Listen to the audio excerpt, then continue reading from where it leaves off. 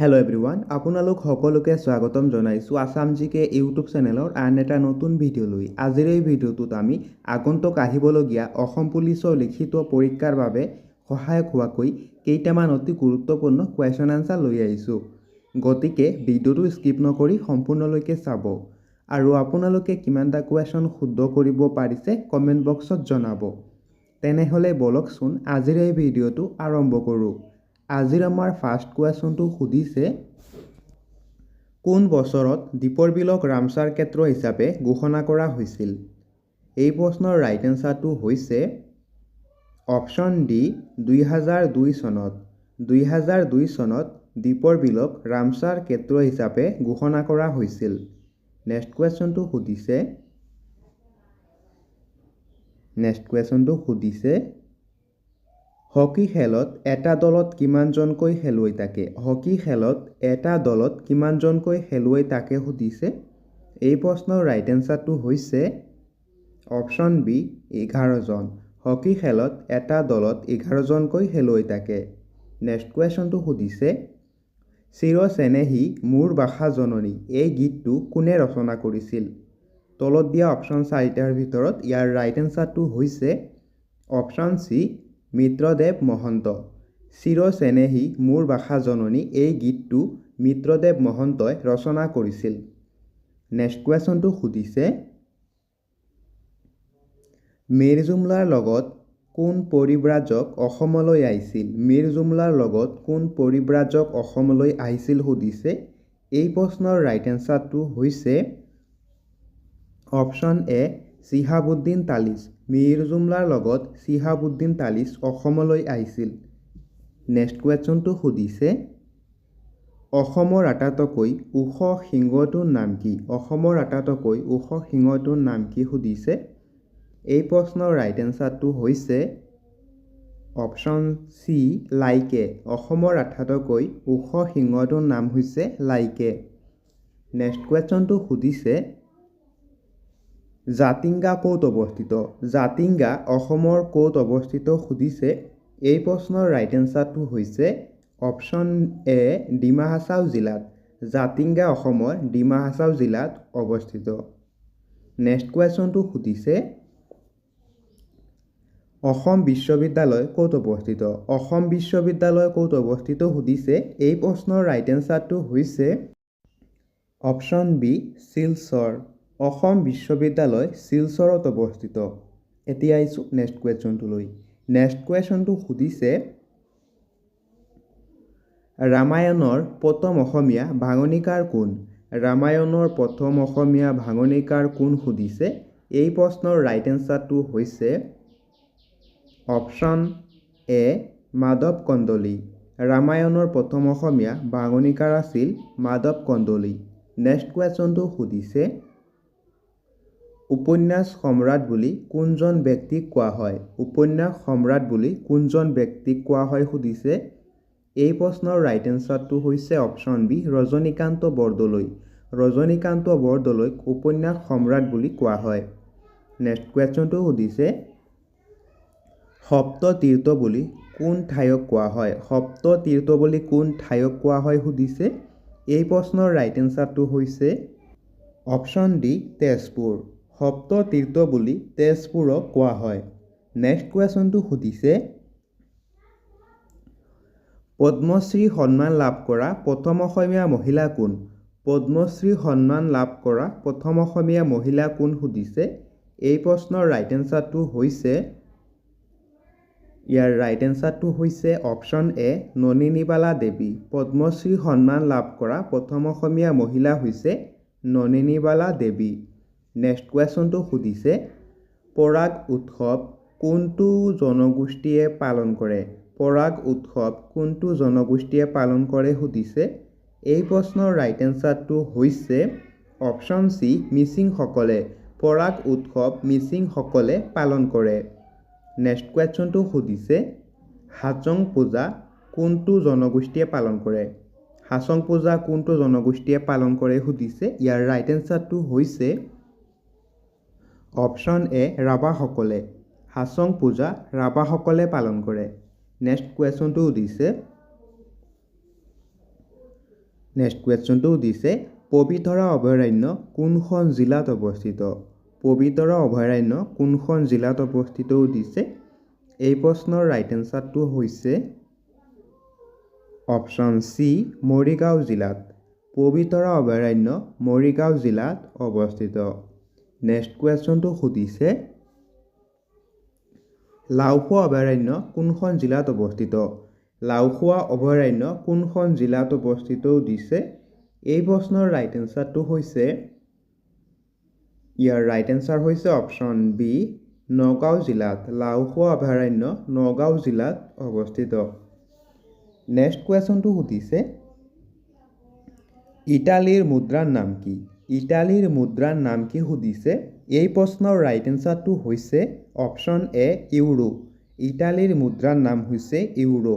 Next কুৱেশ্যনটো সুধিছে basketball খেলত প্ৰতিটো দলত কেইজনকৈ খেলুৱৈ থাকে? বাস্কেটবল খেলত প্ৰতিটো দলত কেইজনকৈ খেলুৱৈ থাকে সুধিছে। এই প্ৰশ্নৰ ৰাইট এনচাৰটো হৈছে ইয়াৰ ৰাইট এনচাৰ হৈছে অপশ্যন চি 5জন। বাস্কেটবল খেলত প্ৰতিটো দলত 5জনকৈ খেলুৱৈ থাকে। নেক্সট কুৱেশ্যনটো সুধিছে শ খেলত প্ৰতিটো দলত কেইজনকৈ খেলুৱৈ থাকে? শ খেলত প্ৰতিটো দলত কেইজনকৈ খেলুৱৈ থাকে সুধিছে। এই প্ৰশ্নৰ ৰাইট এনচাৰটো হৈছে অপশ্যন বি 9জন। শ খেলত প্ৰতিটো দলত 9জনকৈ খেলুৱৈ থাকে। নেক্সট কুৱেশ্যনটো সুধিছে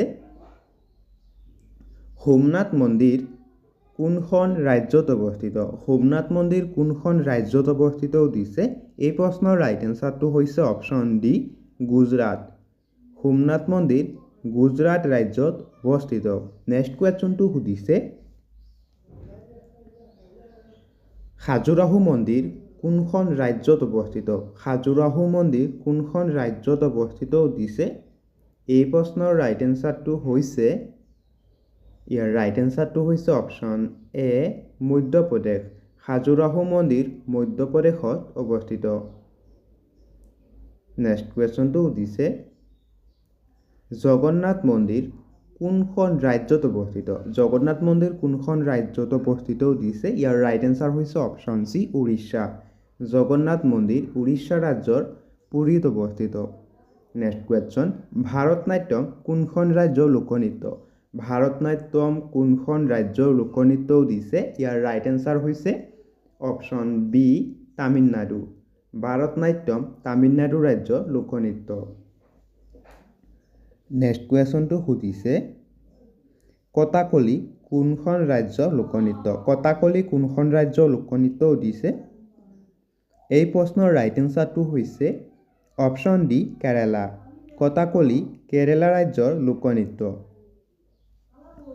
নেক্সট কুৱেশ্যনটো সুধিছে ভাৰতৰ নীতি আয়োগ কোন চনত গঠন হৈছিল? ভাৰতত নীতি আয়োগ কোন চনত গঠন হৈছিল সুধিছে। এই প্ৰশ্নৰ ৰাইট এনচাৰটো হৈছে অপশ্যন ডি 2015 চনত। ভাৰতত নীতি আয়োগ 2015 চনত গঠন কৰা হৈছিল। নেক্সট কুৱেশ্যনটো সুধিছে ৰঞ্জী ট্ৰফী ক্ৰিকেটত সৰ্বাধিকবাৰ চেম্পিয়ন হোৱা দল কোনটো? ৰঞ্জী ট্ৰফী ক্ৰিকেটত সৰ্বাধিকবাৰ চেম্পিয়ন হোৱা দল কোনটো সুধিছে। ইয়াৰ ৰাইট এনচাৰ হৈছে option A Mumbai. Ranji trophy ক্ৰিকেটত সৰ্বাধিকবাৰ চেম্পিয়ন হোৱা দলটোৰ নাম হৈছে মুম্বাই। নেক্সট কুৱেশ্যনটো সুধিছে এখন বিল অৰ্থবিল হয় নে নহয় ইয়াক কোনে নিৰূপণ কৰে? এখন বিল অৰ্থবিল হয় নে নহয় ইয়াক কোনে নিৰূপণ কৰে সুধিছে। এই প্ৰশ্নৰ ৰাইট এনচাৰটো হৈছে অপশ্যন চি লোকসভাৰ অধ্যক্ষ। এখন বিল অৰ্থবিল হয় নে নহয় ইয়াক লোকসভাৰ অধ্যক্ষই নিৰূপণ কৰে। নেক্সট কুৱেশ্যনটো সুধিছে মীৰ জুমলাই অসম আক্ৰমণ কৰাৰ সময়ত আহোম স্বৰ্গদেউ কোন আছিল? মীৰ জুমলাই অসম আক্ৰমণ কৰাৰ সময়ত আহোম স্বৰ্গদেউ কোন আছিল সুধিছে। এই প্ৰশ্নৰ ৰাইট এনচাৰটো হৈছে অপশ্যন বি জয়ধ্বজ সিংহ। মীৰ জুমলাই অসম আক্ৰমণ কৰাৰ সময়ত আহোম স্বৰ্গদেউ আছিল জয়ধ্বজ সিংহ। নেক্সট কুৱেশ্যনটো সুধিছে ৰাজ তৰংগিনী কাৰ ৰচনা? ৰাজ তৰংগিনী কাৰ ৰচনা সুধিছে। এই প্ৰশ্নৰ ৰাইট এনচাৰটো হৈছে অপশ্যন ডি কলহান। ৰাজ তৰংগিনী কলহানৰ ৰচনা। নেক্সট কুৱেশ্যনটো সুধিছে অভিৰুচি ক্ৰীড়া দিৱস কাৰ জন্মদিনত পতা হয়? অভিৰুচি ক্ৰীড়া দিৱস কাৰ জন্মদিনত পতা হয় সুধিছে। এই প্ৰশ্নৰ ৰাইট এনচাৰ হৈছে অপশ্যন বি ভোগেশ্বৰ বৰুৱা। অভিৰুচি ক্ৰীড়া দিৱস ভোগেশ্বৰ বৰুৱাৰ জন্মদিনত পালন কৰা হয়। নেক্সট কুৱেশ্যনটো সুধিছে কিমান চনত চুকাফাই আহোম ৰাজ্যৰ ৰাজধানী চৰাইদেউত স্থাপন কৰিছিল? তলত দিয়া অপশ্যন 4টাৰ ভিতৰত এই প্ৰশ্নৰ ৰাইট এনচাৰটো হৈছে অপশ্যন এ 1253 চনত। 1253 চনত চুকাফাই আহোমৰ ৰাজধানী চৰাইদেউত স্থাপন কৰিছিল। নেক্সট কুৱেশ্যনটো সুধিছে জগন্নাথ মন্দিৰ কোনখন ৰাজ্যত অৱস্থিত? জগন্নাথ মন্দিৰ কোনখন ৰাজ্যত অৱস্থিত সুধিছে। ইয়াৰ ৰাইট এনচাৰটো হৈছে অপশ্যন এ উৰিষ্যা। জগন্নাথ মন্দিৰ অসমৰ ভাৰতৰ উৰিষ্যা ৰাজ্যত অৱস্থিত। নেক্সট কুৱেশ্যনটো সুধিছে অসমৰ কোনখন জিলাত ভোৰতাল নৃত্যৰ বিকাশ ঘটিছিল? অসমৰ কোনখন জিলাত ভোৰতাল নৃত্যৰ বিকাশ ঘটিছিল সুধিছে। এই প্ৰশ্নৰ ৰাইট এনচাৰ হৈছে অপশ্যন বি বৰপেটা। বৰপেটা জিলাত ভোৰতাল নৃত্যৰ বিকাশ ঘটিছিল। নেক্সট কুৱেশ্যনটো সুধিছে চুতীয়া ৰাজ্যৰ শেষ ৰজাজনৰ নাম কি? চুতীয়া ৰাজ্যৰ শেষ ৰজাজনৰ নাম কি সুধিছে। এই প্ৰশ্নৰ ৰাইট এনচাৰটো হৈছে অপশ্যন চি নীতিপাল। চুতীয়া ৰাজ্যৰ শেষ ৰজাজনৰ নাম আছিল নীতিপাল। নেক্সট কুৱেশ্যনটো সুধিছে প্ৰথম অসমীয়া অনাতাঁৰ নাটকখনৰ নাম কি? প্ৰথম অসমীয়া অনাতাঁৰ নাটকখনৰ নাম কি সুধিছে। ইয়াৰ ৰাইট এনচাৰটো হৈছে অপশ্যন ডি বিন বৈৰাগী। প্ৰথম অসমীয়া অনাতাঁৰ নাটকখনৰ নাম হৈছে বিন বৈৰাগী। নেক্সট কুৱেশ্যনটো সুধিছে মৰণোত্তৰৰ বাবে ভাৰত ৰত্ন বঁটা লাভ কৰা প্ৰথম ব্যক্তি কোন আছিল? তলত দিয়া অপশ্যন 4টাৰ ভিতৰত এই প্ৰশ্নৰ ৰাইট এনচাৰটো হৈছে অপশ্যন এ লাল বাহাদুৰ শাস্ত্ৰী। মৰণোত্তৰৰ বাবে ভাৰত ৰত্ন বঁটা লাভ কৰা প্ৰথম ব্যক্তিজন আছিল লাল বাহাদুৰ শাস্ত্ৰী। নেক্সট কুৱেশ্যনটো সুধিছে ভাৰত ৰত্ন লাভ কৰা প্ৰথমগৰাকী খেলুৱৈ কোন আছিল? ভাৰত ৰত্ন বঁটা লাভ কৰা প্ৰথমগৰাকী খেলুৱৈ কোন আছিল সুধিছে। এই প্ৰশ্নৰ ৰাইট এনচাৰটো হৈছে অপশ্যন এ শচীন তেণ্ডুলকাৰ। ভাৰত ৰত্ন সন্মান লাভ কৰা প্ৰথমগৰাকী খেলুৱৈ আছিল শচীন তেণ্ডুলকাৰ। নেক্সট কুৱেশ্যনটো সুধিছে প্ৰধানমন্ত্ৰী জন ধন যোজনা আঁচনিখন কিমান চনত মুকলি কৰা হৈছিল? প্ৰধানমন্ত্ৰী জন ধন যোজনা আঁচনিখন কিমান চনত মুকলি কৰা হয় সুধিছে। এই প্ৰশ্নৰ ৰাইট এনচাৰটো হৈছে অপশ্যন চি 2014 চনত। 2014 চনত প্ৰধানমন্ত্ৰী জন ধন যোজনা আঁচনিখন আৰম্ভ কৰা হৈছিল। নেক্সট কুৱেশ্যনটো সুধিছে মামণি ৰয়ছম গোস্বামীৰ প্ৰকৃত নাম কি? মামণি ৰয়ছম গোস্বামীৰ প্ৰকৃত নাম কি সুধিছে। এই প্ৰশ্নৰ ৰাইট এনচাৰটো হৈছে অপশ্যন ডি ইন্দিৰা গোস্বামী। মামণি ৰয়ছম গোস্বামীৰ প্ৰকৃত নাম হৈছে ইন্দিৰা গোস্বামী। নেক্সট কুৱেশ্যনটো সুধিছে প্ৰথম অসমীয়া চনেট কবিতাটোৰ নাম কি? প্ৰথম অসমীয়া চনেট কবিতাটোৰ নাম কি সুধিছে। এই প্ৰশ্নৰ ৰাইট এনচাৰটো হৈছে অপশ্যন এ প্ৰিয়তমাৰ চিঠি। প্ৰথম অসমীয়া চনেট কবিতাটোৰ নাম হৈছে প্ৰিয়তমাৰ চিঠি। নেক্সট কুৱেশ্যনটো সুধিছে ডিস্কভাৰী অফ ইণ্ডিয়া গ্ৰন্থখন কোনে লিখিছিল? ডিস্কভাৰী অফ ইণ্ডিয়া গ্ৰন্থখনৰ লেখক কোন সুধিছে। এই প্ৰশ্নৰ ৰাইট এনচাৰটো হৈছে option B Jawaharlal Nehru. Discovery of India গ্ৰন্থখনৰ লেখক হৈছে জৱাহৰলাল নেহেৰু। নেক্সট কুৱেশ্যনটো সুধিছে নামদফা ৰাষ্ট্ৰীয় উদ্যান কোনখন ৰাজ্যত অৱস্থিত? এই প্ৰশ্নৰ ৰাইট এনচাৰটো হৈছে অপশ্যন চি অৰুণাচল প্ৰদেশ। নামদফা ৰাষ্ট্ৰীয় উদ্যান অৰুণাচল প্ৰদেশত অৱস্থিত। নেক্সট কুৱেশ্যনটো সুধিছে মানৱ অধিকাৰ দিৱস কিমান তাৰিখে পালন কৰা হয়? মানৱ অধিকাৰ দিৱস কিমান তাৰিখে পালন কৰা হয় সুধিছে। এই প্ৰশ্নৰ ৰাইট এনচাৰটো হৈছে অপশ্যন ডি 10 ডিচেম্বৰ। মানৱ অধিকাৰ দিৱস 10 ডিচেম্বৰ তাৰিখে পালন কৰা হয়। নেক্সট কুৱেশ্যনটো সুধিছে ইৰাণৰ মুদ্ৰাৰ নাম কি? ইৰাণৰ মুদ্ৰাৰ নাম কি সুধিছে। এই প্ৰশ্নৰ ৰাইট এনচাৰটো হৈছে অপশ্যন এ ৰিয়েল ইৰাণৰ মুদ্ৰাৰ নাম হৈছে ৰিয়েল নেক্সট কুৱেশ্যনটো সুধিছে ৰাছিয়াৰ ৰাজধানী চহৰ কি ৰাছিয়াৰ ৰাজধানী চহৰ কি সুধিছে এই প্ৰশ্নৰ ৰাইট এনচাৰটো হৈছে অপশ্যন বি মস্কো ৰাছিয়াৰ ৰাজধানী চহৰখনৰ নাম হৈছে মস্কো নেক্সট কুৱেশ্যনটো সুধিছে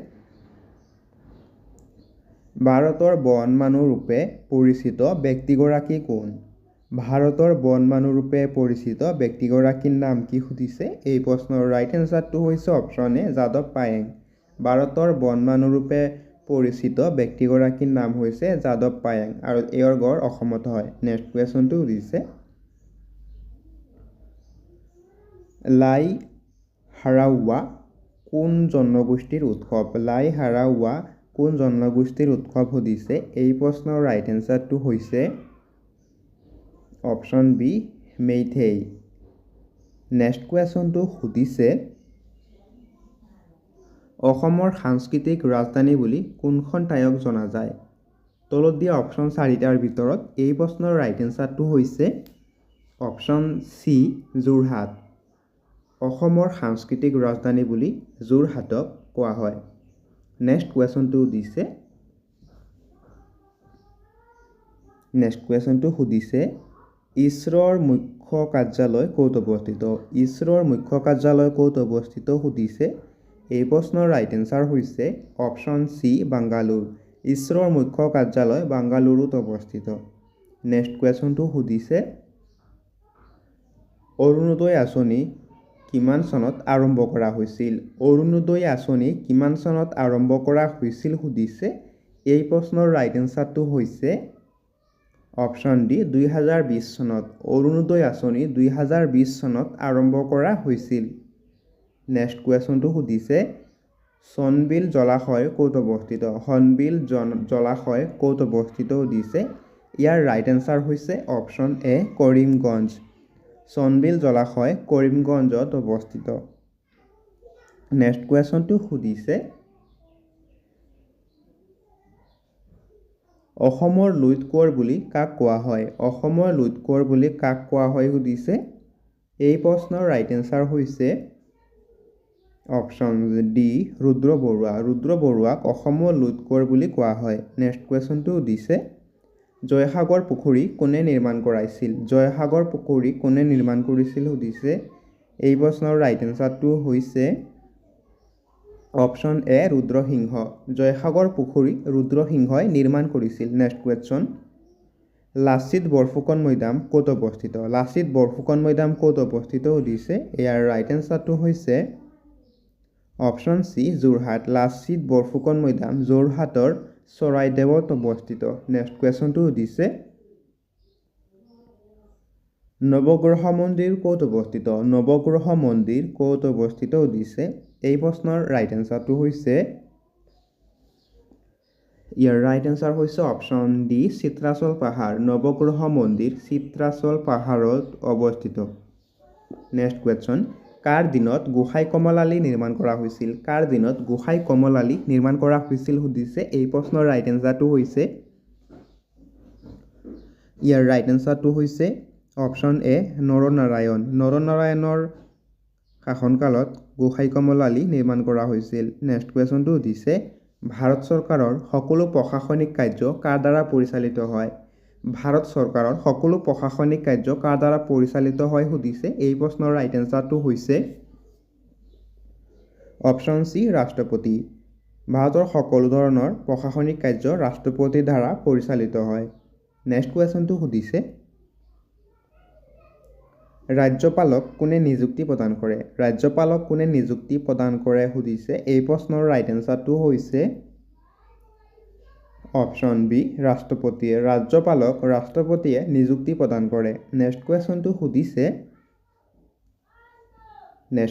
সুধিছে উচ্চতম আৰু উচ্চ ন্যায়ালয়ৰ প্ৰধান বিচাৰপতিসকলক কোনে নিযুক্তি দিয়ে উচ্চতম আৰু উচ্চ ন্যায়ালয়ৰ প্ৰধান বিচাৰপতিসকলক কোনে নিযুক্তি দিয়ে সুধিছে এই প্ৰশ্নৰ ৰাইট এনচাৰটো হৈছে অপশ্যন বি ৰাষ্ট্ৰপতি উচ্চতম আৰু উচ্চ ন্যায়ালয়ৰ প্ৰধান বিচাৰপতিসকলক ৰাষ্ট্ৰপতিয়ে নিযুক্তি দিয়ে নেক্সট কুৱেশ্যন